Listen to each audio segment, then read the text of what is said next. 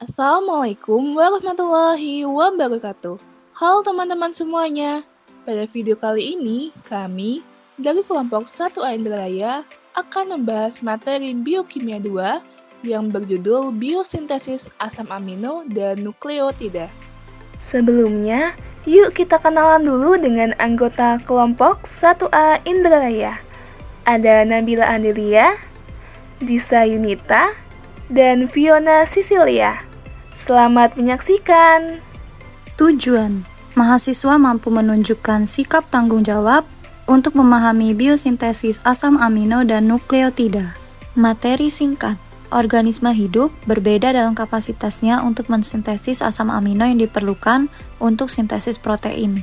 Meskipun tanaman dan banyak mikroorganisme dapat menghasilkan semua asam amino dari prekursor yang tersedia, organisme lain harus memperoleh beberapa asam amino dari lingkungan mereka. Hewan hanya dapat mensintesis sekitar setengah dari asam amino yang mereka butuhkan. Asam amino non-esensial ini disintesis dari molekul yang tersedia seperti gliserat 3-fosfat atau suatu zat antara glikolitik dan oksaloasetat atau suatu zat antara siklus asam sitrat. Asam amino yang harus disediakan dalam makanan disebut sebagai asam amino esensial. Jaringan mamalia dapat mensintesis NAA melalui jalur reaksi yang relatif sederhana. Sebaliknya, EAA harus diperoleh dari makanan karena mamalia tidak memiliki jalur reaksi rumit yang diperlukan untuk sintesisnya. Biosintesis nukleotida purin dimulai dengan pembentukan 5-fosfo alfa-D-ribosil 1-pirofosfat, dikatalisis oleh ribosa 5-fosfat pirofosfokinase. Substrat untuk reaksi ini, D-ribosa 5-fosfat, adalah produk dari jalur pentosa fosfat. Jalur di mana PRPP diubah menjadi inosin monofosfat atau inosinat. Nukleotida purin pertama, asal-usul atom cincin purin. Prosedur proyek 1.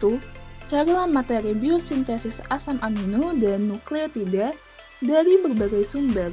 2. Baca dan pahami materi tersebut. 3. Tentukan objek yang akan digunakan. 4. Buatlah video mengenai biosintesis asam amino dan nukleotida. 5. Lalu edit video yang telah dibuat dengan kreatif supaya lebih menarik. Pembahasan. Jadi, pada hewan, molekul NAA adalah turunan dari gliserat 3-fosfat, pirufat, alfa-ketogultarat atau OAA. Tirosin yang disintesis dari fenilalanin EAA merupakan pengecualian untuk aturan ini. Berdasarkan kesamaan dalam jalur sintetiknya, asam amino dapat dikelompokkan menjadi 6 keluarga: glutamat, serin, aspartat, pirufat, aromatik, dan histidin. Asam amino dalam setiap keluarga pada akhirnya berasal dari satu molekul prekursor. Dalam diskusi sintesis asam amino berikut, hubungan erat antara metabolisme asam amino dan beberapa jalur metabolisme lainnya tampak jelas. Biosintesis asam amino diuraikan pada gambar di bawah ini. Gambar ini merupakan keluarga biosintetik asam amino. Setiap kelompok asam amino berasal dari molekul prekursor yang sama.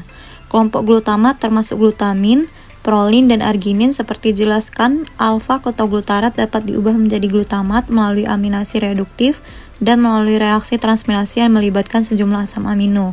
Meskipun kelompok reaksi-reaksi ini terhadap sintesis glutamat bervariasi menurut jenis sel dan keadaan metabolik, transminasi tampaknya memainkan peran utama dalam sintesis sebagian besar molekul glutamat dalam sel eukariotik. Gambar ini merupakan biosintesis asam amino. Perantara dalam jalur metabolisme pusat menyediakan molekul prekursor kerangka karbon yang diperlukan untuk sintesis setiap asam amino.